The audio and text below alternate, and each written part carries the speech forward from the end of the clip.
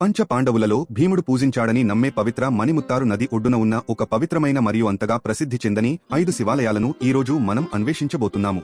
ఒకే రోజు 5 దేవాలయాల్లో పూజలు చేయడం వల్ల అపరమైన అదృష్టం కలుగుతుందని, విఘ్నాలు తొలగిపోతాయని స్థానికుల నమ్మకం.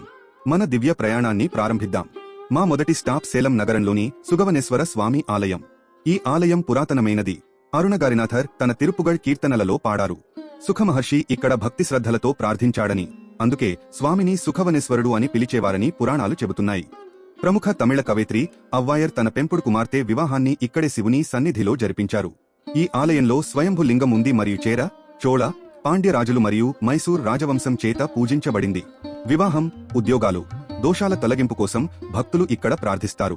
మా రెండవ ఆలయం సేలం నుండి కేవలం 14 కిలోమీటర్ల దూరంలో ఉన్న ఉత్తమసోళపురంలోని కర్పూరనాథర్ ఆలయం. ఈ ఆలయం అప్పార్ చేత స్తుతించబడిన వైపు స్థలము మరియు అరుణగారినాథర్ పాడిన తిరుపుగఢ్ స్థలము.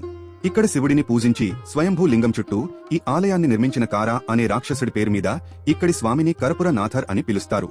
గుణశీలన్ అనే చిన్న పిల్లాడితో ఒక అందమైన అద్భుతం ముడిపడి ఉంది. ఎత్తైన లింగానికి పూలమాల వేయలేనప్పుడు బాలుడు తన భక్తిని ప్రదర్శించడానికి స్వామి తల వంచాడు. అందువలన ఆయనను ప్రేమగా ముదిసైత నాథర్ అని పిలుస్తారు, తల వంచిన భగవంతుడు. సంగం కాలం నాటి అధిపతి వేల్పారి కుమార్తెలు అంగవే, సంగవైల వివాహాలను విజయవంతంగా జరిపించాడు కవి అవ్వాయర్.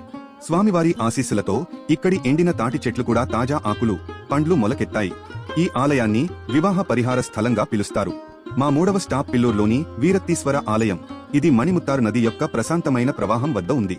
వీరాటేశ్వరర్ శివుడు మరియు వీరనారాయణ పెరుమాల్ ఇద్దరూ పక్కపక్కనే శివ మరియు విష్ణు మందిరాల అరుదైన కలయికను కలిగి ఉన్నందున ఈ ఆలయం ప్రత్యేకత కలిగి ఉంది.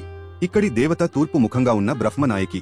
మా 4వ పుణ్యక్షేత్రం మావురెడ్డి పరమతిలోని భీమేశ్వర ఆలయం. పేరుకు తగ్గట్టుగానే ఈ ఆలయం భీముని సన్నిధిని ప్రత్యక్షంగా కలిగి ఉంది, ఎందుకంటే అతను ఇక్కడ శివుడిని పూజించాడు. ఈ ఆలయం యొక్క ప్రత్యేకత చాలా అరుదు. కాశీలో మాదిరిగానే ఇక్కడ కూడా ఒక శివాలయం, ఒక నది మరియు శ్మశానం కలిసి ఉన్నాయి. ఈ ఆలయం 800 సంవత్సరాల పురాతనమైనది. వేదనాగ దేవితో కలిసి భీమేశ్వరుడు ప్రధాన దైవం. ఈ ఆలయం వివాహం, సంతాన ప్రాప్తి, ఉన్నత చదువులలో విజయం కోసం ప్రార్థనలు నెరవేర్చడానికి ప్రసిద్ధి చెందింది.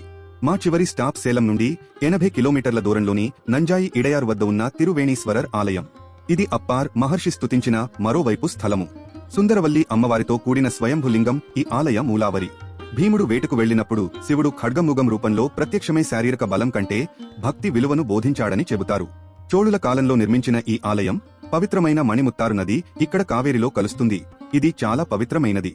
ఇక్కడ ప్రార్థించడం వల్ల అహంకారం తొలగిపోతుందని, కర్మలు శుద్ధి అవుతాయని, శాంతి లభిస్తుందని నమ్ముతారు. ఓం నమః శివాయ.